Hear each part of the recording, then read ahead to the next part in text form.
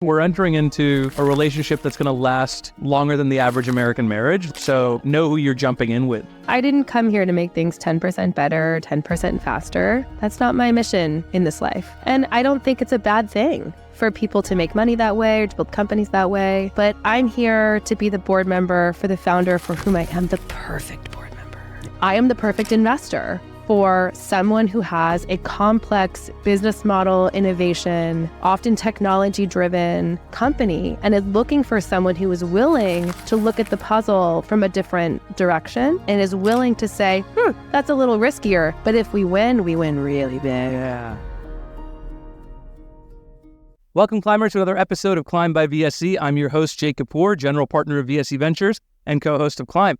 Every week on this show, I speak to investors, founders, and industry experts who are building the future and helping scale companies that are changing the tide on climate change. Today, I'm thrilled to be joined by Kate McAndrew, who is a founding partner of Baukunst.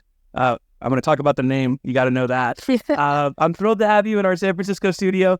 You've been an investor for over a decade. You were most recently at Bolt before raising a $100 million Fund 1 for Baukunst, and you're backing ambitious companies at the frontiers of technology and design.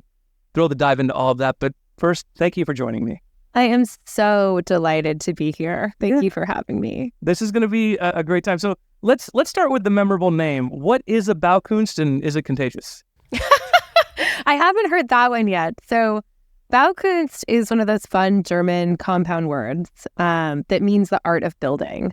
So Bau means building and Kunst means art of. Mm-hmm. And what I love about that term is I really believe in the art of building companies, the art of building teams, the art of building venture firms, honestly. And I think it's very popular or fashionable to dig into the science and the technology and forget that so much of what happens at the early stage is about art. It's about the magic of that. And the name really encapsulates that for me. I also love that it harkens back to kind of Bauhaus. And, you know, we're a collective of creative technologists, and we really see ourselves as being, in some ways, like a decentralized studio. And we wanted to exist within that lineage of, you know, communities, past, present, and future that are about bringing together eclectic people at the frontiers of technology and design to build fundamentally new things. So Baukunst just really spoke to our team. We also have a German partner, so we felt like we could use a German word. So that kind of gave us permission to certainly memorable, because I'm like, when I'm looking at my email, I'm like, yeah, there's only one Baukunst. There's 3 different new frontier ventures, although that might actually be a real fund, so I probably shouldn't use that. It probably is at least 3 new funds. There's like 3 funds named X Frontier Y. There's only one Baukunst. Thank you. Cool. Well, tell me about you. You just used the word collective to describe your team and this idea of a collective that backs creative technologists. So let's break down both sides of that. How is a collective different from a venture fund, and what's an example of a creative technologist? Yeah, so, you know, I think that we really have a belief that the ecosystem is more powerful than the ecosystem. And so much of how we have architected the discourse around startups and investing is all about kind of Nostradamus on a hill, pontificating about the future that will be, and they have all the money, and, you know, they're like these truth tellers. And I think that that's really a myth, right? That genius, usually male figure is really a myth. And the truth is, if anyone who's ever built anything knows that great things are built by teams, right? They're built by teams, and it's not necessarily even just the employees that come to work there every day. It's also the consultants and the manufacturing partner and your branding agency and your mom and your yoga teacher. And right, it's the collective of people who come together to put energy behind a mission. And we felt like we really wanted to honor who we really believe does the work, right? And really sit against this myth of like kind of the genius founder. Not to say that founders aren't incredibly special, unique kind of entities within that ecosystem, but the best founders also know that it's not all about them. Yeah. And so we have 4 general partners who make all the investment decisions in our fund. We have a $100 million fund, so we're investing out of the fund.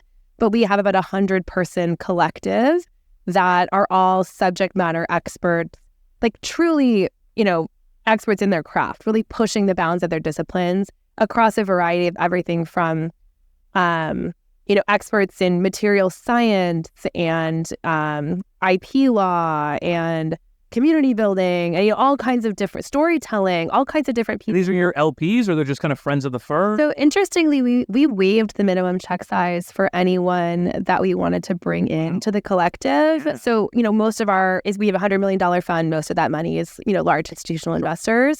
But because we wanted people to have shared upside in the fund, anyone that we invited into the collective, we allowed to invest at any level. So the collective includes every founder in our portfolio. So that's the majority of how it's growing right now. Kind of this group of subject matter experts and LPs, many of whom we've worked with before for many years. And if you're in the collective, we also have a couple of features that I think are really special. So anyone who's in the collective gets deal by deal carry on any company that they source. The collective is their number one form of deal flow. And that's really honoring that ecosystem that is the fund, right? So if you think about that, that means any founder that we back actually gets deal by deal carry, right? If they bring something in, right? Yeah. So we also run these studios, which are kind of collaborative sprints around new topics that we're curious about. We're running one right now on mushrooms. So mushrooms as material, as medicine, as metaphor. So we love working together. We love building things. This is a group of doers, not talkers. Yeah. And so the collective is an amazing way to engage with the people who we think are really building at the frontiers of technology and design. Side tangent on mushrooms, one of the best answers I got on the show was we had Shana Harris from Supply Chain Capital. They back food tech, and I asked Shana, I said, what are we going to be eating more of in 2030 and beyond? She goes, mushrooms. You just start eating them now. They're going to be in everything you totally growing. I mean, the uses of mushrooms are blowing my mind. Oh my gosh. We could go on all day about mushrooms. Well, we'll save it for another time. Let's talk about this idea of backing founders early. And, one of the things that really caught on me, as you said, is it's not just about the founder and the myth of the founder. It's those first 10 employees. It's the people that really kind of come follow the ship when you're not totally sure where the captain's going, but you're on for the ride. How do you know that these founders are going to be able to build these teams and attract this really great talent when you back them as early as Baukunst does? Yeah, so we exclusively lead pre-seed rounds. Yeah. And to us, what that means, it's typically pre-product, pre-traction. So it's a person or two and a pitch deck and a strategy, right? So we really invest as early as it gets. And we invest big. We invest, $500K to $2 million at that stage. So we have a very, very high conviction approach to backing founders at that stage. And I would say what you just named is one of the it's in the list of the top 3 things that we look for. Really? Because the number one job of the founders at that time and really enduring into the future is about convincing people to do the irrational thing, right? To leave Google or OpenAI and leave a $1 million salary, to come take a moonshot with them, to get better payment terms from the factory, to, it's little things, it's big things. But the number one thing that great founders do is inspire people to follow them. Yeah. Right. And so I think that what that archetype looks like can be very different depending on the kind of company that you're building, right? Who you need to inspire to build a highly technical, EV charging company or geothermal company is different than who you need to be able to inspire if you're building an infant formula company, the consumer business. So that founder of the inspirational,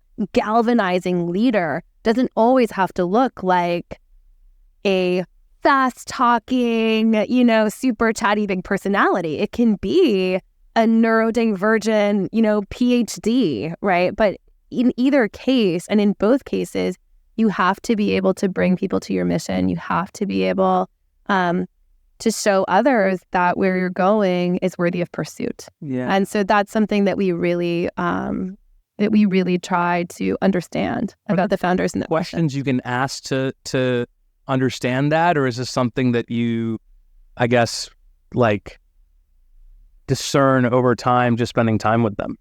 I mean, both. And so I think one way that this comes out is, how well do people pitch, right? Because if I don't leave that room inspired, you've failed the test. Even if I think the market's big, even if I think you're really smart, there's a lot of smart people doing things in big markets. So I think one of the things that I look for is like, did I leave that room feeling a little more alive than when I entered it? So that's one thing. I also think in diligence, the jump through the phone reference that we're looking for, we do a lot of personal reference checks and, off book, on book, we do a lot of reference checking. And one of the things that we're looking for is that jump through the phone. Wait, they're doing something, I want to invest. Oh. Or, man, if I had money, I would invest. Yeah. Or there's a big difference. And the more, I've probably done thousands of reference calls at this point, most of them live in the middle band. They're good, right? But we only invest in the ones that are great. And that's often about, there's something about this person where whoever is on the phone is just like, they're doing something, I don't even know what it is, and I've got to get in, right? Yeah. And I think there is an energy to that we try to suss out in our own meetings, that we also try and pull out of the people that we're talking to and doing reference checks in the diligence process. Those are just two ways that I would say we try to get to the heart of that. The reference check thing is so important, and it's something that we've tried to do from day one at our fund. I am still amazed how few founders turn around and reference check their VCs. Totally. Because I'm like, listen, if I'm asking you for 4 or 5 references, that's a hint for you to turn around and say, who have you worked with? Right. And what would they say about you? And so I think my advice to founders is always like, it goes both ways, right? Be ready for an investor to ask to speak with your references, but also turn around and be ready to do it the other way. Well, and I think in hearing that from you, what that tells me is that you're looking for a fit. Obviously, yeah. Right? And so you want to find a fit in the founder. You want the founder to make an informed decision about a fit with you. Yeah. And so I think that even putting that invitation out, I think is really beautiful, right? It's an expectation setting. It's like, look, we're entering into a relationship that's going to last longer than the average American marriage. Like, we should keep our eyes open about, we're going to be together for 10 years. We may be a smaller part of your cap table as you get deeper into your process, but those early days were side by side. So know who you're jumping in with into whatever you're doing. And so, I think ultimately it's about clarity and focus, right? And on that note, what I really loved about learning about you and the focus with which you operate, there was a great quote. I'm going to make sure I quote it correctly. On your LinkedIn profile, you said, if you're building something 10% faster, I'm not the investor for you. If you're running an existing playbook, I'm not the investor for you. Let's unpack that a little bit more, because VCs love playbooks. They love, this founder, he did that at that company, and now he's doing it in this company. And by the way, we see a ton of software that's just 10% faster, but it resonates in a new era with a new audience and a new buyer, and boom, there's your next unicorn. So why, Kate, are you pushing back against those trends? I'm not pushing back against them. Okay. I'm just saying that's not what I'm here in this world to do.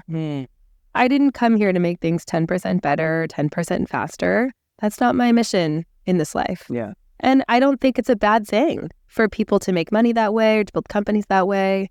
But I'm here to be the board member for the founder for whom I am the perfect board member. Yeah. Right? I'm looking for that 10x partnership for the people who need me. They need my brain. They need my heart. And I want to offer all of that to them. And the truth is, I think life's short. I'm in my late 30s. I'd like to think I have a couple decades of great work ahead of me. I only have so much energy. I'm a mom. I have a 3-year-old. Yeah. And every hour that I put out there, I really feel like I need to be offering a true expression of who I am. Yeah. Otherwise, I feel like, what the fuck am I doing? Right? Okay. So why do something that other people can do? Why not do something that only I can do? And it turns out I've been doing this since 2012, and I've learned a thing or two about what I can uniquely do. and I have a capacity to understand complex problems and to understand business model innovation and to take risk. And so for me, I am the perfect investor for someone who has a complex business model innovation, often technology-driven company, and is looking for someone who is willing to look at the puzzle from a different direction and is willing to say, that's a little riskier, but if we win really big. Yeah. And it's going to feel good, Yeah. right? And so that's just about, and I love that because those founders are undertended to. And that gives me an advantage, right? Like, it's an undervalued asset. And so there's just all kinds of reasons why that then creates a competitive advantage for me. And I now have a track record of investing in those businesses and helping them do the hard thing well. And so that helps me get more referrals there. So I just try to focus on the thing that I'm uniquely good at. Yeah. And it's not yucking anybody else's yum in what they're good at. But, I'm just trying to live my truth. What resonated to me most about that was the willingness to take big risk. And I think this is what whenever young investors reach out to me and they're like, hey, you've been doing this for a while and, I listen to your podcast or whatever. I'm trying to become an investor. I want to do seed stage, pre-seed. I'm like, okay, what do I need to know? And the best piece of advice I got when I was starting out was from Hunter Walk at Homebrew. He said, Jay, it takes at least 5 years to know whether you're good at this job. Are you willing to put in the work for 5 years without the feedback? And I think by nature, especially in today's sort of social media era, we are all about feedback loops. We want to know if something is working. Our moods are affected by the feedback that we get. And when you're in this job as an investor and you are writing checks every month, but the returns aren't coming back just yet, and you're not totally sure, am I good at this? You got to wake up the next day and keep going. And the fact that I think you just highlighted that you have an appetite for that risk. That's rarer than I think we believe, especially, we're here in the Valley. There's a lot of monkey see, monkey do. To find somebody who says, hey, I'm actually willing to take that pre-seed risk is rare. Well, and I think I was never particularly drawn to these monkeys. I never envisioned being in Silicon Valley. Yeah. That was not an aspiration of mine. I had aspirations about how I might shape the world. Yeah. How I might help that happen. And it turned out venture capital was like an incredible tool set to do that with. But I'm not particularly swayed by what a partner at Andreessen Horowitz thinks about me. Why do I care? I don't care. Right? That has nothing to do with my intrinsic value as a person or as an investor. That's just not how I am. Yeah. And I think that is beautiful. And that allows me to look at first principles. That allows me to have my practice. And I do think about it as a practice. Right? And I think one of the pieces of advice that I got was not to be confused about what your job is, right? Like, I have a mission, I have a goal of impacting who gets to run companies in this world, elevating the art of building those companies. And for me, it's really about shifting what capitalism looks like from an extractive kind of scarcity model to a more abundant model. So that's a mission that I have in this life. But my job is to return capital to my LPs. And if I don't return capital to my LPs, I don't get to keep doing my mission. Yeah. Right? Yeah. And so then it starts to be like, okay, well, what's the practice? What's the practice of this work? And thank God I'm a Capricorn. I only think minimum and 10-year timescales. I'm like a long-term planner. I want to work. Oh my God. And I got some Virgo in there. So and Aries, we're doing stuff. I love to work. I love it. Right? It's a pleasure. And so if you actually just love the work, the actual work, and if you live in the pleasure of that work and in the practice of that work, the outcomes happen. Yeah. Right? And I was very lucky that when I got my first real venture job, I ran an accelerator for 2 years and did kind of 20 deals out of that. But then my first venture job, I got a junior associate role in a brand new fund. And I was so lucky that one of the GPs there, who's not on Twitter, no one knows his name, he's made more money than he ever needs to make. He sold his first company out of MIT in the 80s. He has managed multi-billion-dollar funds through the 90s, keeps very low profile. And I got to learn under him. He's now my partner, my equal partner at Baukunst, right? And we worked together for 8 years, side by side at Bolt. And I really think that he taught me to do the practice, that this was a get rich slow game. Yeah. And that it was not about how are your deals doing. It's about the practice of, are you delivering for the founder? Is this the right investment to make, whether it fails or succeeds, right? And he really taught me the practice of longevity. And the number one thing that he taught me is you got to stay curious. Curiosity is what makes you not worry about whether or not the founder thinks you're smart, but instead lets you focus on what do they have to say. I gave up on trying to be smart as a founder very early on. But it's so sad because I think there's so, and this gets to the ego thing. People are, I think so many junior people who get into VC, they're so afraid that they're not going to look smart enough. Totally. And that holds you back from doing the job. Yeah. Right? Yeah. So anyway, I'm kind of going on and on, but great. Yeah. Look, I was going to actually ask you, I mean, are there lessons from building houses at Habitat for Humanity well before you got into your venture career that still stick with you as you're now building a venture fund? Oh my God. So many actually. Yeah. It's interesting. But the one that comes to mind, just because I think it drives home what I was just saying, I had this construction crew manager, Harvey Harmon. I still think about Harvey. He brought his guitar to the job site every day, and he would sing songs with all the volunteers every day. He was an extraordinary person. He lived in South Africa during apartheid, and his wife is a midwife. He's raised his 3 kids there until they were teenagers, and moved back to the U.S. Just an amazing person. But he told us this story from when he lived in Africa. When he first moved there was a man who lived in essentially a barren landscape that had been stripped of all of its nutrients. And Harvey met him and they became friends. And he left, and I think he went back 6 years later. Okay. And the landscape had been completely transformed. And he had built this, incredible farming infrastructure and fruiting plants, all this stuff. And the abundance of that, he transformed the village, right? Because he'd be able to do this. And Harvey asked, how did you accomplish this? And he said, I moved 10 bags a day. So he had dug this huge hole that had layered agriculture in it. Yeah. And he moved 10 bags a day. And that really, to me, got into my psyche, that if you have audacious goals, don't necessarily focus on the goal. Don't focus on I have to feed my village.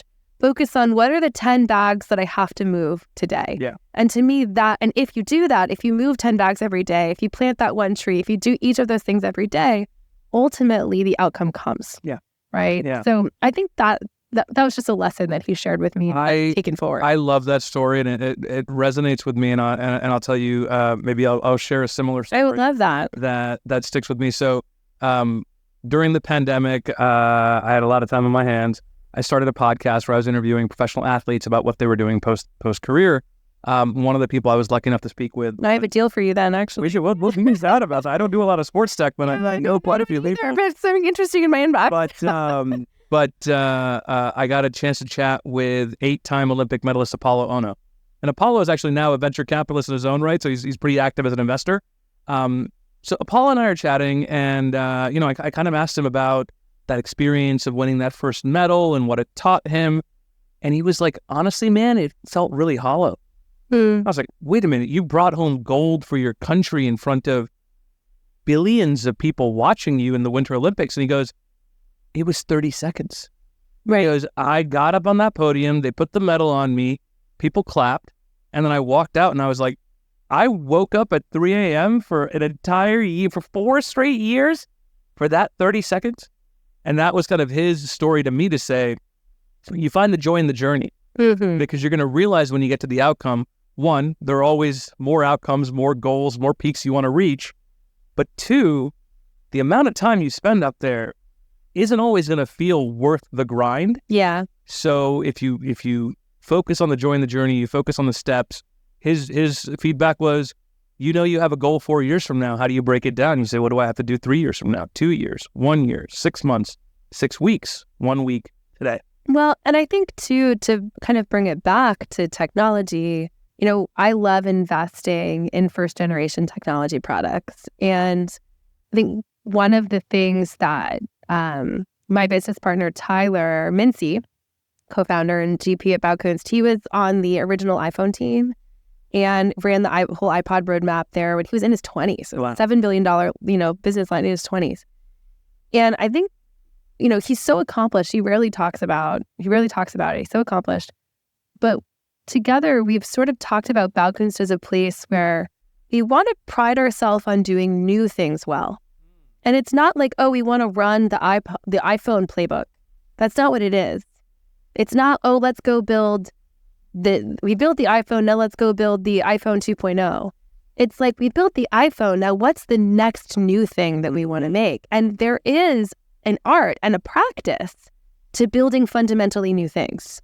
And I think that is the art of building. That is the craft of that. And I think that skill, that 0 to 1 in fundamentally new areas, is something that venture capital is really designed for.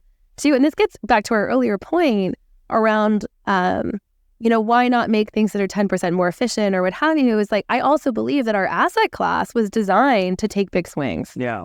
Right. Yeah. And so I just find it a little to just do the incremental thing. It's like, no, we're here to do the big things. So how do we do new things well? And how do we have that as a practice in the collective? And I think that is all about advancing the art of building and then looking for people who have that ambition so that we can help bring that practice around them and support them in that as board members and collective. How does your perspective change on the archetype of this founder?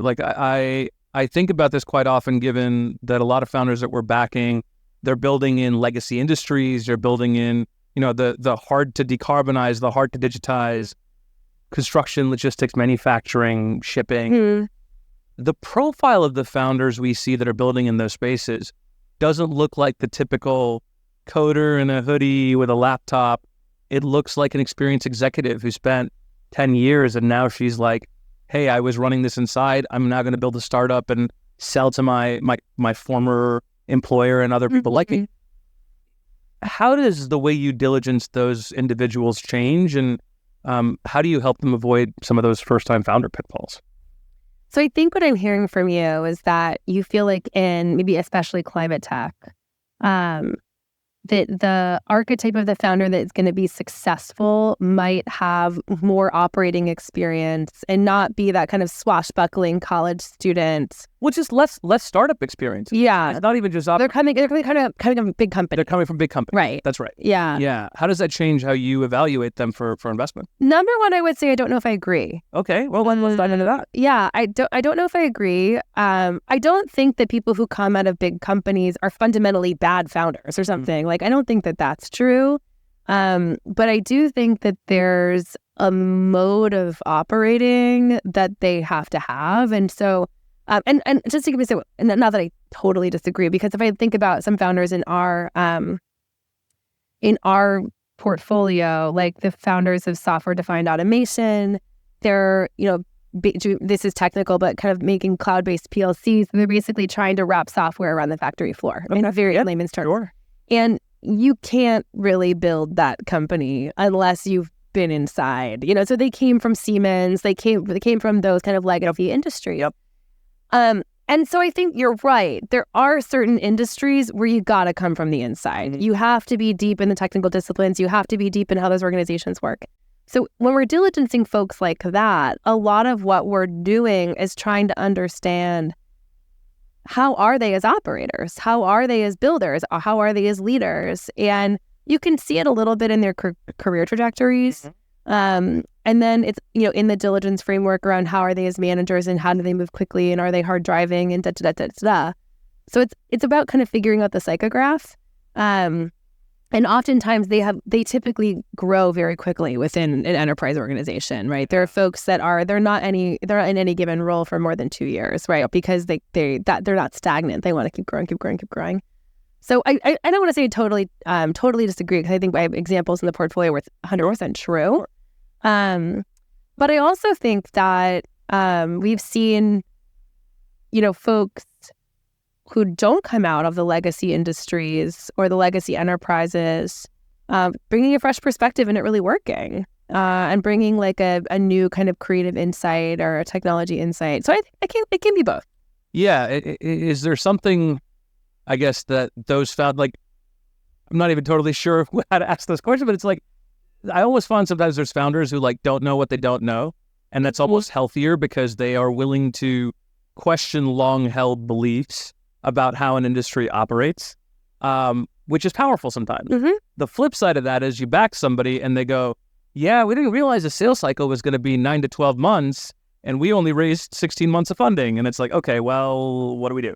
Totally. And so for me, that's a big part of what we have to test and diligent, right? Like, if like I need to know the sales cycle. Right. Like, I'm not going to trust what the founder thinks about the sales cycle. I have to go pressure test.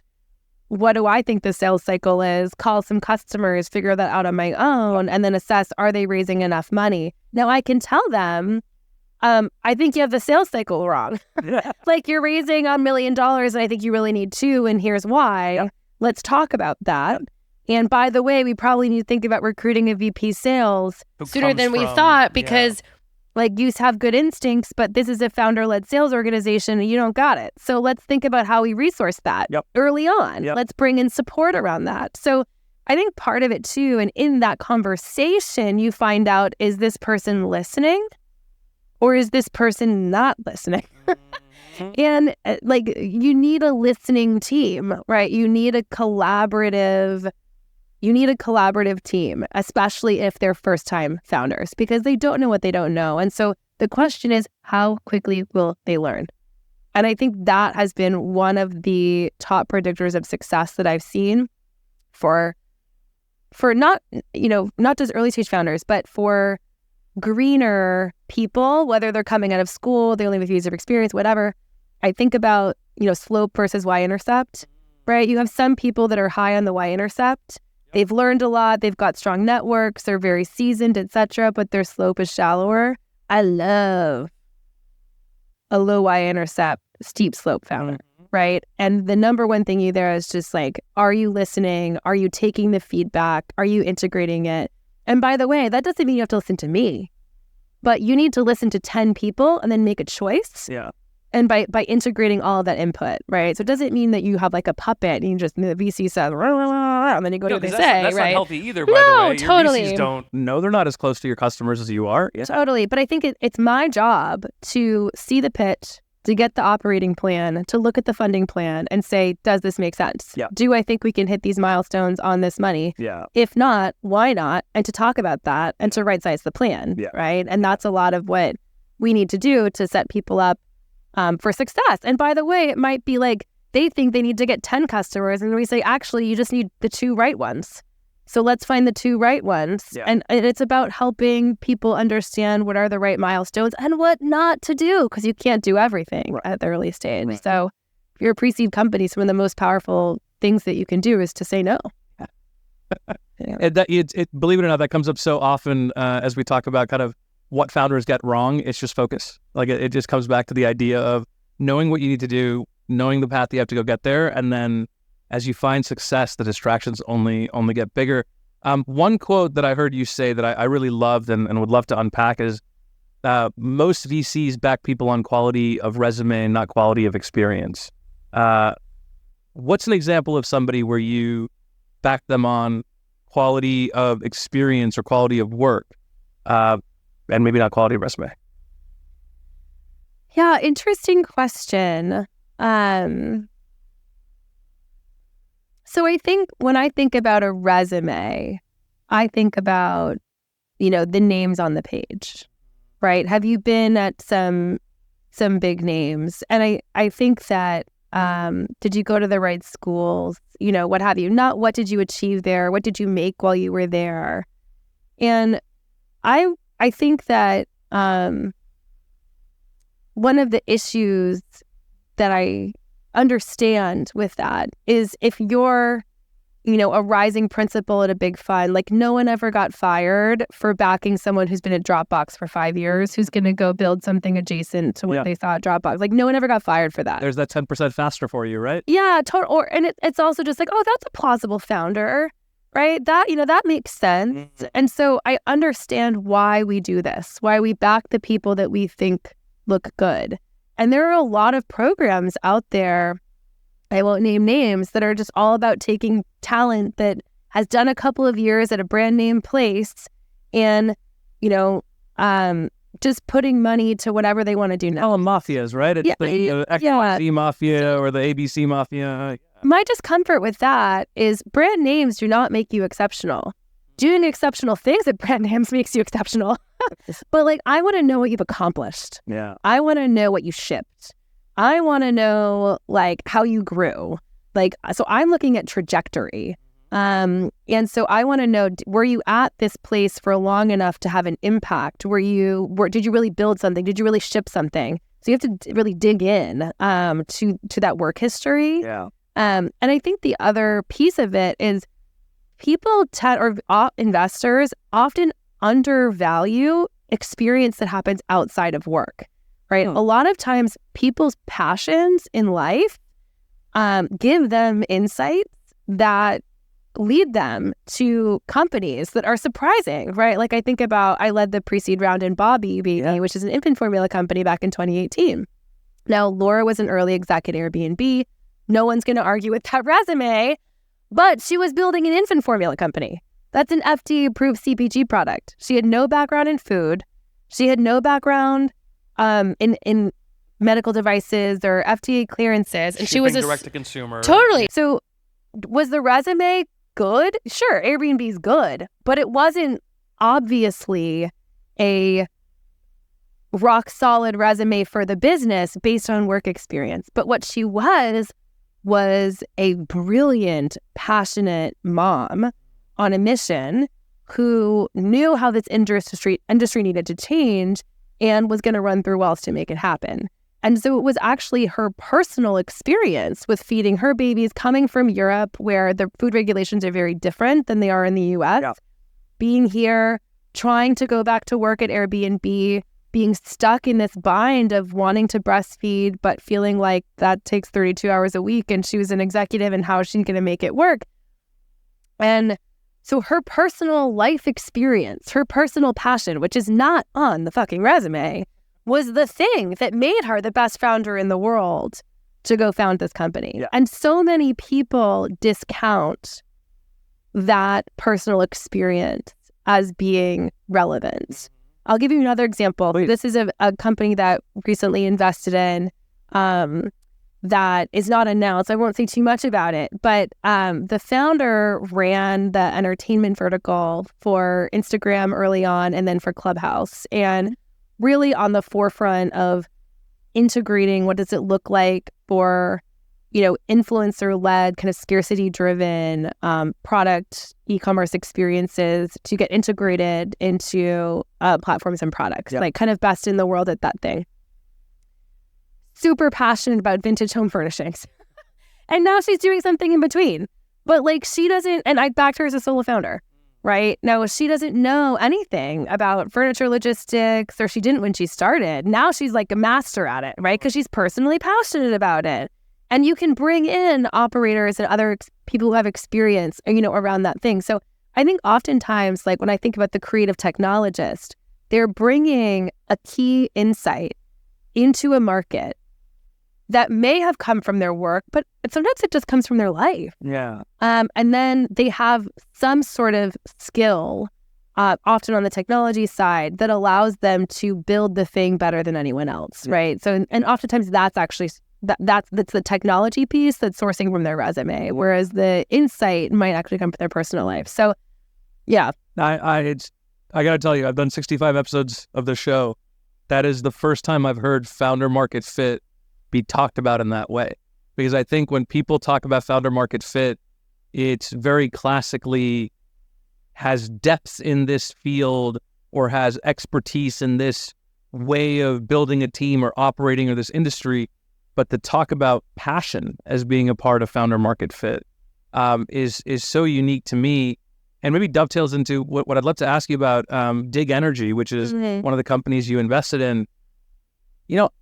From the outside, I didn't get it, because the founders who I typically see working in the energy industry come from the energy industry. They come from utilities. They have at least somebody on the team that has built and sold into this customer. And when I looked at the founders' backgrounds, I was like, they're building geothermal energy, and neither of them looks like they spent that much time in the geothermal energy world. So maybe unpack that for me. What am I missing here, and what convinced you that these were the right folks to go build this business? Oh, I love this company so much. I am like so honored to be on their board. So first of all, I met the co-founders, Dulcie and Thomas, almost 10 years ago. Wow. When they were starting their previous company. And we passed. And it was the right thing to pass. Okay. That wasn't the business. But I was like, you two, I'm watching you two. You're going to do something interesting. Yeah. And I just get taps on them. And Dulcie and I became friends. We became moms at the same time. And I really got to know her as a person, as an operator. And Dulcie is one of the most tenacious people I have ever met. And I live in San Francisco. Okay. So this is serious, big, hairy, audacious goals.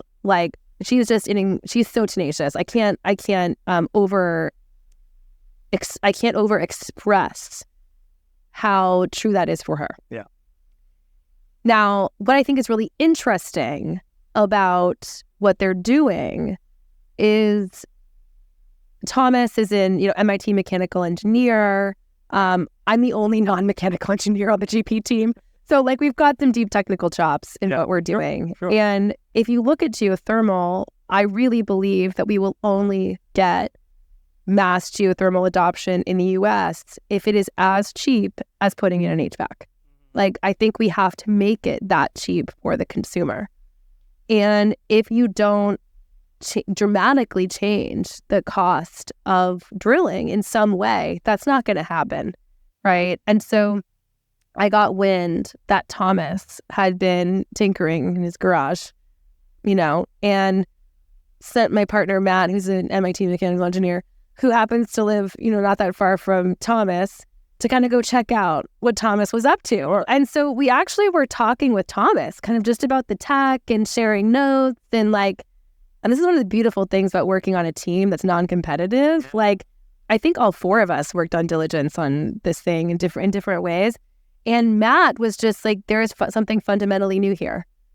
And he was like, this is serious. We should look into this. And what I loved was what they started with was, how do we build a drilling system that has these cogs? They started with cost. Yeah. And they said, if you start with cost, get our unit economics right from day one. If the drilling system can't be more, if an install can't cost more than 15 grand or can't cost more than 10 grand, how would we do it? Wow. And they started with that principle because their goal is to get people off fossil fuels. And so it was all about, how do we bring costs down? So it wasn't saying, I've been working in geothermal forever and this is how I know how it works. They came from the outside in and said, if we're going to change adoption, it has to be as cheap as HVAC. If it has to be as cheap as HVAC, how much can it cost per drill? If you have to build a drill for that cost, how would you build a drill? Yeah. Right? Yeah. And so they started there. And I think that's sometimes what you get when you have people from the outside looking in. And it turns out Thomas is a absolutely brilliant technical mind. Yeah. And Dulcie is an absolutely tenacious knock through walls operator. And the two of them, they're husband and wife, by the way, they have 4 kids. Wow. And the two of them are here to make a dent in climate change for their children. They are on that mission. They're on it together, and they're putting everything that they have into it. So when we open the board meetings, it's all about impact. It's how many kilowatts? This is what we're working on. But they understood that the key place to get there, the key lever was economics, right? And so that drove engineering. And so and by the way, the first thing they did was go get the best geothermal, minds who'd been working in this space, Sandy Labs, et cetera, to come on as advisors, to come on. So they brought that industry experience around them. They brought that policy experience around them. So part of what I think makes founders like that special is knowing what they're not. Know who you are, know who you are not, right? be the best that you are, bring the best around you.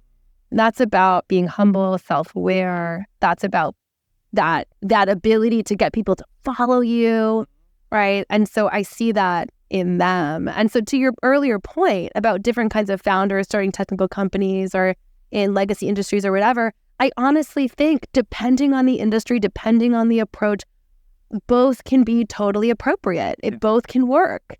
It's just about figuring out how do you do it right, and do these particular people have it? It's the strength of the why you, why this, why now, right? Not that he's so reductive, but like ultimately, when you're sitting in a pitch, you want to hear those three things. The why you can be your background, the why this is probably your passion, and then the why now you're going to have the diligence to say, is there a reason that this company needs to exist today and can actually solve a massive problem?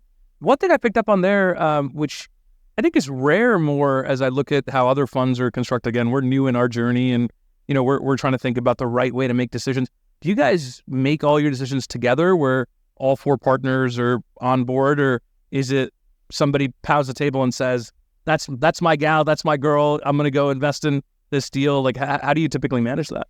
So first of all, we've worked together for a long time. So it's a new fund. It's our fund one, but we've all worked together in some capacity for many years. We really know each other and trust each other. And we have unanimous decision making. Wow. So, and that really works for us. Okay. And I think that the best thing about the way that we work as a team is we are a team, and we don't compete against each other. We only compete against other funds. Right? So we want to collectively do the absolute best deal. And I think it takes a real practice of egolessness and collaboration and trusting each other. And also, being able to say, like, I'm going to hear you on that one, or saying, like, I hear what you're saying, but I still think I'm right. And I think what's interesting, and like, we have to have unanimous decision making, but there are often times where people say something like, I have this concern. I don't want to block this, but I just this concern is big for me. So if you feel really strongly, go for it. But I don't really think that keep an eye out. Yeah, like this is something that I really feel like, is it right about this or something like that? And so there's just a lot of sensitivity into how that gets done. We don't do like technical voting. It's not like that. It's really a conversation. And what I love about that is I think it really raises the bar, especially at pre-seed. Because at pre-seed, it's very easy to be like, oh, I just like them. Yeah. You get tired. And then very gut driven. I love, I feel like there's like my partner, Matt, he's so good. Like I'm the worst at like filling out the deal sheet. And that's like, yeah, but he's always digging in on this and that. And at first, sometimes I'm kind of like, oh, Matt, like just trust me. And then I'm like, no, like he does trust me. And at the same time, he is forcing me to do my best work, right? We force each other to do our best work. And I think that, like, I'm smiling because I know that at the end of the day, we will do better investments. We will have a better fund because we have intellectual honesty with each other. Yeah.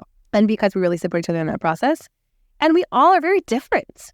Like, we have different strengths. We come from different backgrounds. And so what I love about that is we really listen to each other on different aspects of businesses. And like, I think that, just brings us to a better place. So ultimately, like there is a deal lead, someone takes the board seat, but we'll often actually do boards with two of us, with someone, with a number one and a number two, because then we keep learning from each other. Yeah. And then we can fold those learnings into the next investment. Bring the most excited person and the least excited person in the room together. Totally. But one of the rules is once we're in, we are all in. Yeah. And so like if you had a reservation before we got to yes and put the term sheet out, like what I see people do again and again, I love this. I'll just use the Matt example. Like I remember I did this deal that Matt wasn't super hot on, and he had this one concern. And as soon as we closed the deal, the first thing he did was say, how can I help address this concern? Right? It's like, how do I show up to this concern? Because I feel like I want to help set them up for success. Yep. Right? So once we are in, we are all in. Like and everyone is putting the full force of their network, their work behind the investments. And that's really powerful too. So if you get an investment from Baukunst, it's not just Kate, right? You're getting the whole team. Yeah. And I think that's really special. Yeah. So as you're advising these founders, you're on their board, what's a piece of advice that you give that you feel like doesn't get taken often enough? Be a little easier on yourself. Yeah. I just was in a board meeting before this, actually. Okay. And it's a great company. We did the pre-seed last spring. And they just started raising. They're like a couple weeks into their seed raise. And the founder, like I could just tell that he was already doing the postmortem on what he did wrong. Oh, no. You know, he was like, well, I should have done this, or that. I mean, we still have like a bunch of lead candidates in the pipelines. Like, I would not be surprised if we get term sheets in the next couple of days. But he was just like, we should have done this differently and that differently. And like, I see other people do it this way. And I just said, Matt, like, I totally disagree. Like, if you had run the fundraise this other way, there's all these other problems that could have happened. This is just the process. And I told him, take that rock out of your backpack. Mm-hmm. Like the rock, the weight of that feeling that you made some strategic error, and if only you had done it this way, it would be going better or something. Like, that is not helpful, right? So be a little easier on yourself. It doesn't mean don't do retrospectives, don't think about how you can improve, but the emotional weight of if only I had is not helpful. And my father has this phrase, which I love, and I've really taken it on in my life, and it's the strong move on, right? And I really believe that. And so, yeah, just telling people to relax a little bit, you know, not to retro everything and just take the rock out of the backpack. I think I say it a lot, but I think it's hard to do. We know that, right? I look back. You fundraised, you know, those LP conversations are like. Yeah, I remember what it was like. Totally. Yeah. Well, and especially when you're in the middle of it. Yeah. Right. And they're a couple weeks in, they're deep with leads, but they haven't gotten the term sheet yet. Yeah. So they're in the shit right now. And, you know, we raised $100 million fund one. I'm really proud of that. Yeah. But there was plenty of times where I was like, I'm in the shit right now. You know, like I am in the shit and I don't know if this is going to happen or not. Oh, man. And like, I have a baby. I'm like, you know, I was like, how am I going to do this? And if only I'd done this or that. And it's like, it makes sense when you're in the middle of it to kind of look back and try and stress yourself out what you could do differently. But really what you have to do is just keep going. Yeah. I joke that we were fundraising for our fund one while my wife and I were planning our wedding, which meant that I was fundraising and she was planning our wedding. Totally. Like, this is, you know, and because then, I you know, as you were talking, is like bringing me back. It's like, then there's the pressure of the money, you know, you're talking to LPs, you're trying to close. And oh, by the way, you can't fully be present in other aspects of your life or your business or whatever you're doing. And it just adds that pressure. Right. And so beautiful advice to take. I'll close with you where I left to close with a lot of our guests. You know, we talked about a lot of the climate investments that you've done. I know you're not a climate fund per se. One of the things that we see, I think, so much in the media today is the doom and gloom about how fast we need to be moving, the things that are happening to our planet, and the anxiety around the fact that we're not doing all of those things. What gives you hope and optimism about technology and its role in pushing back against climate change? I actually don't think that technology is the answer. Okay. I think that the intersection of design and technology is the answer. Okay, say more. I think oftentimes in technology circles, we forget what really motivates people to make choices. And people do things because they're motivated by beauty, by love, by greed, right? Like, these are the things that motivate people to change behavior. People don't change their behavior out of righteousness, right? Mm-hmm. And so if we're really trying to, the classic example being Tesla, electric cars, like, you got to make it sexy, right? Make it sexy, you want it, right? Make it a sports car. So that's a classic example.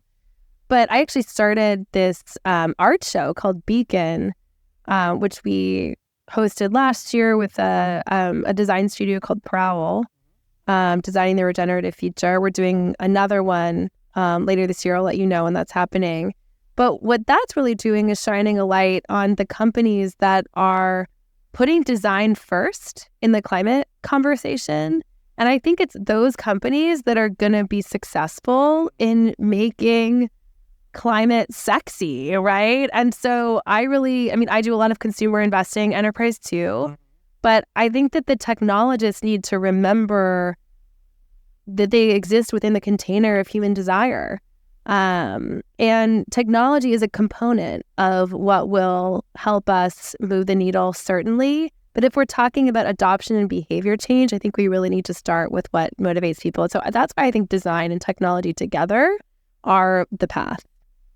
I love that. That is a wonderful place to leave it. This was a far-reaching conversation in ways that I don't even think I expected, but so much about, I think, founder psychology, investor psychology, and really valuable lessons, I think, for our listeners as they're building their companies or backing the next great ones. Kate, thank you so much for joining me on the show today. I'm so grateful to have spent some time with you, and it was just a lot of fun. Well, that's it for this week's episode of Climb by VSC. I want to thank my guest, Kate McAndrew from Baukunst, for joining us on the show today. Hey, did you know that you can watch as well as listen to every episode of Climb? Head on over to YouTube. We release new episodes every Wednesday and clips every single day. There's a lot of clips. You can keep scrolling forever. If you enjoyed this episode, I'd love for you to leave us a 5-star review, 5 stars only. And if you love this episode, please recommend a guest to us to have on the show. We'd love to have them on. Well, that's it for now. Thank you so much for joining us on Climb by VSC. We'll see you next week.